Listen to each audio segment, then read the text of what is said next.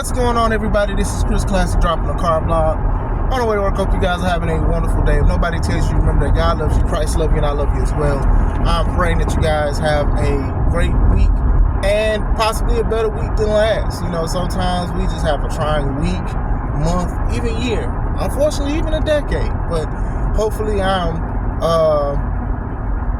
helping you guys understand that, you know, God is love. And when we do read the word, we do understand that we do go through trials and tribulations, some more than others. And sometimes we feel like it's unfair and things like that. But sometimes it helps us. And sometimes it just shows us how much we need God and we need to seek God. You know, sometimes we also need to hold ourselves accountable about certain situations that happen. But also, the word also says that the world is very unkind when it comes to certain things, especially when you are trying to live right. Because sometimes it does seem like the more righteous you try to live, the more pain you go through. But honestly, God is love when you seek that and you understand what it was and understand what they did to his son. The world did. So understand, choose the word over the world. Make sure you subscribe to the Take It Home podcast where I talk about professional wrestling topics. And I also put up my matches as Classic Alpha, a professional wrestler as for 13 years. This Saturday, I'm going to be in Wisconsin for Now and Forever, the anniversary show. So if you are in Wisconsin, Neenah to be exact, get your tickets now. We will be there. Come show some love, everything like that. Also, make sure you subscribe to the second YouTube channel, C3 Ultimate Wrestling. Me and my wife's professional wrestling company, and we are going through heck and high waters to try to get it back. We feel like we are getting targeted, obviously. If you look at the stuff on the YouTube channel for C3 Ultimate Wrestling, you'll see what we're talking about. In the meantime, May 3rd, press star 3, Dyer, Indiana, Harold's private venue. Get your tickets on Eventbrite now. Now remember, tickets are $5 cheaper on Eventbrite, but they are regular admission at the door. So make sure you get your tickets now. Going to be some great wrestling. Once again, like I said, it was some craziness that happened, but to see so many fans come out and show out, I know that the board is going to brag, but still. I wanted to talk about the releases that happened last week. Now, if I don't say every release, please forgive me. Also, I don't even think that the releases are done, unfortunately. Now, mass releases usually happen after WrestleMania. These are happening after the Royal Rumble. So, to me, I would think that they were probably going to release a lot more. Now, I've spoken about many a times of why do wrestlers get released. Sometimes it's them, sometimes it's not them, sometimes it's business.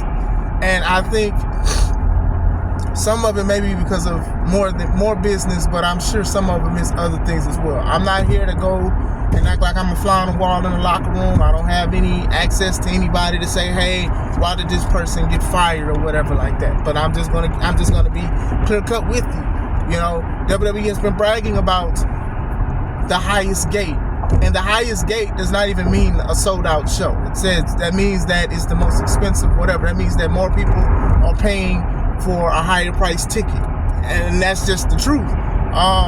A lot of people don't like hearing that per se because it's like, hey man, these were a lot cheaper back in the day, but now it's a lot more. You know, you see me talk about WrestleMania. You see me talk about the tickets, the service fee. I got PTSD from talking about it. So now it's like for regular events, it's for house shows, it's for dark matches, it's for a lot of stuff. So now if they're making more money with this stuff and doing the same effort, unfortunately they are going to cut some people because they're going to be like, we're making more money, we're not having people, and I don't want to say like in the back, but basically in the back and stuff like that, waiting for an opportunity.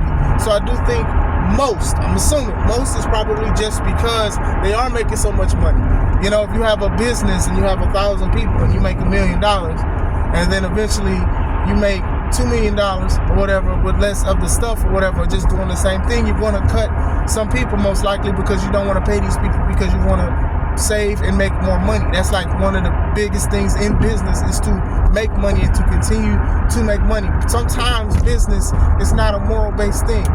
We are, but not a lot of them are. Not a lot, honestly. It's like, hey, we're going to make money with you or without you. We don't need you. We can replace you. And that's the same thing with wrestling. And I'm sure it was hard for people to tell other people that they are no longer employed by WWE. Some of the ones I was shocked about was Sonya Deville. I think Sonya Deville was like one of the main ones I was shocked about, because she has been in the business for a while, and with everything that happened with her, they had her as like a general manager and stuff. Also, another reason for releases is that some people probably asked. Some are tired, some want a break, some maybe feel like they don't like the direction they're going. Those kind of things happen as well. I also want to throw that in there as well. So, she was like a general manager for a minute. I remember she had the feud with like Naomi and I believe Bianca and stuff. And now she was in the group with Zoe and Shayna. I'm going to say the name wrong. Pure Collection Fusion or Pure Fusion Collection, one of those two. But still, I am shocked out of all of them, I'm trying to think of the rest of them. I am kind of shocked about that one, only because of some of the stuff they had her doing in the past or whatever like that. It sort of seemed like they had her like an ambassador for a little bit. I know she was injured and she just came back not too long ago. So, like I said, I think that was the main one. Cedric Alexander, him being released, I'm not surprised, unfortunately. It's like I said, it's sad. I want to say this too. Releases are sad, Like, some are good because some people feel free and they can do what they want. But sometimes these are people's livelihoods or whatever like that. I know a lot of people be like, oh, well, you can go to AEW or you can do the independents and stuff like that. But, when you put your life around the schedule of WWE and you do whatever they ask or whatever, you show up on time and things like that, that does take a toll on people. I know a lot of people, we're living in a time where people can get like 5 jobs in 1 year after getting fired 4 times. But, sometimes people do take it like, dang, man, I try my best to keep this job or whatever like that. And I have to figure out how I'm going to provide and stuff like that. And we're not even taking into accountability of their lifestyle and how they live and stuff like that. I do think there is more money. There is money to be made for them. But at the same time, to just think about just losing a job, sometimes, that's not something that a lot of people want to go through. That's why when people be like, oh, I hope AEW closes, I'm like, I really don't want it to close, because that's opportunities for other people, and unfortunately they may not go to the WWE or get signed by stuff. It's a possibility, But Cedric Alexander, he's been in there for a while. I remember he was in the 205 live cruiserweight tournament. They had like the cruiserweight tournament back in the day. He showed out against Kota Ibushi. People was like, trying to like giving him praise, and then Triple H came out like basically they signed him, and he did great. Excuse me. Sound like my car starting this morning. But he lost a lot of weight to be in the Cruiserweight Classic. He showed out and things like that, and then he eventually was the Cruiserweight champion when he went against Mustafa Ali. I believe it was vacant at the time because of the Enzo situation. I could be wrong. Then he won it, then he lost it, and then the stuff going back and forth. Seen him on TV, not seen him on TV. Hurt Business happened, booming business with the Hurt Business. They broke them up. They kept teasing stuff, had him teaming with Shelton and stuff like that. Wasn't that long ago, Shelton was released and stuff, and then now he was teaming with Ashanti, the Adonis, and then now he's released, unfortunately. So, most people are saying signs are pointing to him going to AEW and joining the Hurt Syndicate. We hurt people. So if you feel that way, I feel that way too. I see that happening, and that goes to show also, like, sometimes, some people have access to other things because of where other people are, and some people don't. Like I said, releases are very touchy. You know what I'm saying? Because some fans get happy that people are released because they feel like they can go somewhere else and be treated better. But we're looking at a lot of wrestlers go to AEW and they're not being treated any better, or they're being treated worse. But sometimes it's not even that. Sometimes they just want a more positive locker room.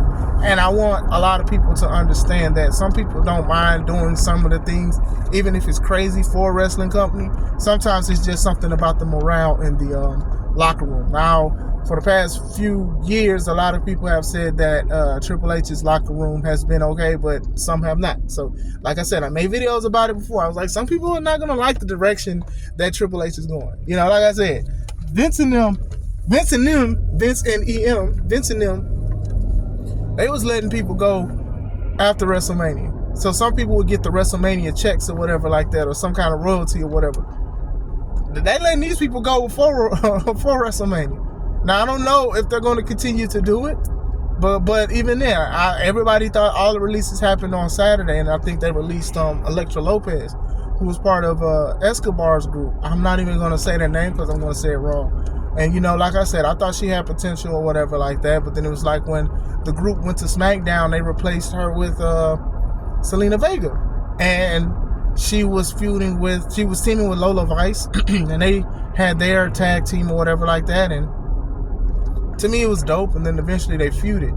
And then, you know, she would go back and forth between shows and stuff like that. So unfortunately, she got released. So we'll see where it goes. Like I said, like I can't sit here and say, oh well, they're projected to go here. I won't do that. You know, like I said, that kind of stuff, it can mess people up. Sometimes people feel liberated, and sometimes people feel disrespected, or they feel like nothing they did was ever enough. You know, just human emotion when it comes to those kind of things. Ala Dawn was released, and she posted about it, saying like, you know, they took me from one spot to another spot, and then now it's see you in 90 days. And she's referring to when you get released, you usually have a 90-day no-compete clause, which means you can't go to another company or anything like that until 90 days. So that's what, like 3 months close? So that's things to think about as well, because that's like, you're not, you know, they get a little money, but that's 3 months of not working to a certain thing.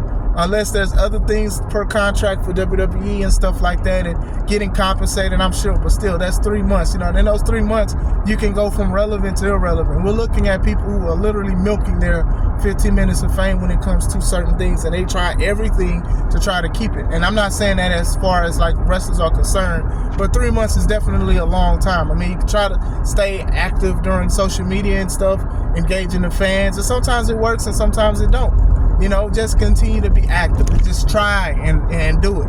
As far as her saying, like, you know, from NXT to Raw to see you in 90 days, I'm sure that company has told people and promised them this and that, and it didn't fall through. That's what a lot of companies. That's unfortunate too. I mean, sometimes you just got to be transparent with certain things, or maybe just be clear and say, hey, it's not going to work like this. We decided to change that.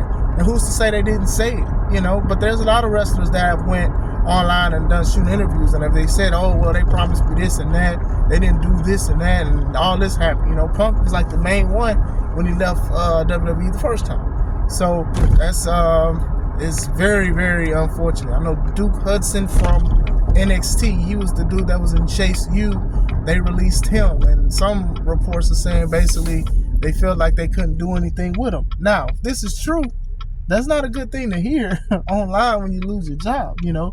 But like I said, Chase U was definitely like one of those big things, and I don't even think Chase U is a thing anymore. So we'll see where that goes with that story. I'm trying to think of other people, because like I said, regardless of how I feel and regardless of how other people feel, it's still a sad thing to hear. Blair Davenport, she was mostly in like NXT, and I believe was bouncing between TNA and whatnot. You know, she was released. I remember she had just returned, or they had signed her not too long ago.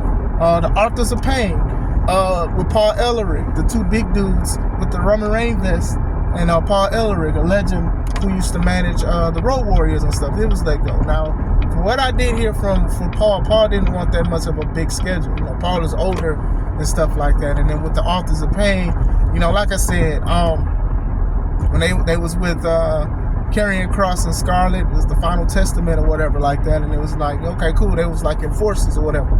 I thought they were okay. Big guys that a lot of people shouldn't be like messing around with or whatever like that, but unfortunately they got released too. I don't know what they're going to do as far as indie stuff. I do know that they tried to do a show, and then a lot of people came out saying that basically it was a scam, allegedly, or they were not paying wrestlers, or they were promoting people who wasn't going to be on the show. So like I said, man, when you do something crazy or alleged nasty, even if you didn't do it, it's going to always put a negative damper on you, even if you do want to run companies. There's a lot of people who's been involved in scandals, and unfortunately, nobody want to work with them. Some rightfully so. I mean, if you've done some dirty stuff and all of that, you don't need to be running no company or whatever like that. Like I said, I don't know how legit this stuff is. There are wrestlers that have tweeted and had receipts about the situation, but still, you just don't want to deal with negative stuff or anything that could mess up your brand or your bread, better yet. So like I said, with the AOP and stuff like that, I'm sure other indie companies will reach out to them and reach out. Obviously, they're a tag team, and we'll see. They can go to wrestling cons. They can do a whole bunch. And Paul can do the same thing. Like I said, there's always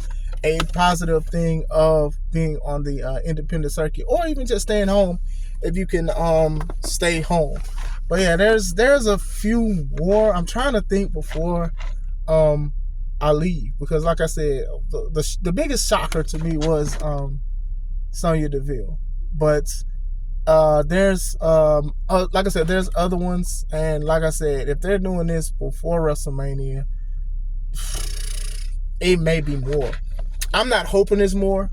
I'm expecting, only because just how it is. And I also just want to say that yeah, man, these releases, man, like, sometimes this can mess people up. Even when you look at stuff like Dark Side of the Ring, right? Dark Side of the Ring, a show, like, some people who got released either because they didn't have anything for them, or because they were doing something they weren't supposed to do, and they go literally down a dark path because they want that thing what they had and they don't have it anymore. So it's very important to understand that, like, losing a job can really mess somebody's head up. Like, really. Like, I've seen it at my job with certain things. It's just like, the person is just not the same because they're on the chopping block. So it's very important to understand those kind of things. I'm going to look at them real quick. I'm going to try to see if I can find a release list, and I'm going to see if I could, I'm going to try to merge it in this video real quick. Okay, I do want to apologize. Sonya Deville, she's not renewing her contract. So I do believe that she won't go through the 90-day process. But yeah, she's not renewing, or they're not renewing. So I don't know if it's maybe it's a mutual thing. Because like I said, I do think that they probably did want to keep her as much as they could and use her. So maybe she needs a break. Who knows? Maybe she just wants to look at the other options or whatever. But she basically, the contract isn't being renewed. So please forgive me. Also, the Good Brothers, Luke Gallows and Ken Anderson, they are, is that his name? Luke Gallows? Carl Anderson, I'm sorry, I'm thinking of Mr. Kennedy. They are released. They were released when they did the massive cuts a few years ago, and now they're released now. I know a lot of people are like, oh, well, why did they bring them back only to release them? And that is actually a good question. They were doing some things. They was feuding with, like, the Judgment Day. They did like a small thing with AJ Styles and Michin and stuff. But, like I said, maybe it's mutual. It could be a mutual thing, or maybe they didn't have anything else to do with them. I think that they could go to AEW because of how cool they are with the Young Bucks and Kenny and all those guys, because they was part of the group with them. I don't know how they're going to utilize them. I do think they could go back to Japan because they were big names in Japan as well, doing some good things or whatever like that. But, like I said, it does suck to hear and see that people are released. Giano, or I think his name, Giano Da Vinci, the guy that was part of Imperium with Ludwig Kaiser and Gunther, he's released. He hasn't been on TV that much. They did a package of he's debuting, and then he wound up losing to Apollo Crews in a few seconds. Now, the rumor has been since last year that he tried to holler at Tiffany Stratton, who's dating Ludwig Kaiser, and that threw a negative taste and a bad taste in a lot of people's mouth. They were saying that Ludwig wants nothing to do with him trying to talk to Tiffany and stuff like that. This is a rumor, whatever. Now, if that is the case, yeah, bro, that puts you in a doghouse, only because Tiffany is a meal ticket for WWE right now. People love to see Tiffany Stratton. They love to see Tiffy time. They're cheering for her. They love her. And when she cashed in, they loved it. Stuff. Ludwig is a guy that people hate, but still, if you make him unhappy, you make Tiffy unhappy, and you make WWE unhappy. It's the way of the world, how it is when it comes to certain things. So no telling, he probably been on the chopping block for a long time, because a lot of people were shocked when he got released. I mean, not released, when he lost to Apollo so quick and stuff. And it's just like, wow, y'all put all this money and time and effort to put this guy in this position to only lose in a few seconds. And we've seen stuff like this before. Y'all remember Emmalina, who was Emma? They made Emma like this model or whatever like that, and she had started making like a big following on Instagram. She started getting like millions of followers and stuff. People loved her shots, her glamour shots, her fashion shots and stuff. And then they started trying to do Emmalina. Then all of a sudden she was like, here I am, Emmalina. Now I'm going to go back to Emma. It was just like, why do all this? But still, got to be careful with the decisions that you make. Got to be careful with the things that you do, because sometimes you can never recover. Some wrestlers have done crazy and evil and heinous things to other people and got on the chopping block and got in trouble, and then people forgave them and they're either Hall of Famers or champions. Sometimes people don't get that same grace when it comes to those kind of things. I don't think that Giano was in a spot to where it was just like they felt they really like needed him. And I don't say this as a form of disrespect. I just think that's just, it is what it is. They obviously felt more interested in obviously Tiffany and Ludwig and stuff like that. And they're going to choose that more Tiffany and Ludwig, of course, because look at where Tiffany is at and what she's doing. But still. So I believe that's majority of the list, if not all the list. Like I said, if any of them look at this video, keep y'all head up, man. Like I'm praying for y'all, and hopefully y'all find something, and obviously I'll bounce back from it. There is opportunities out there, but I don't know what it's like to be signed to WWE. So a lot of people can't say they feel what you feeling when you go through that certain situation. So keep your head up. What do you guys think of the releases? Are you shocked by any? Do you think they're done? Let me know. This is Chris Classic. Let's take it home.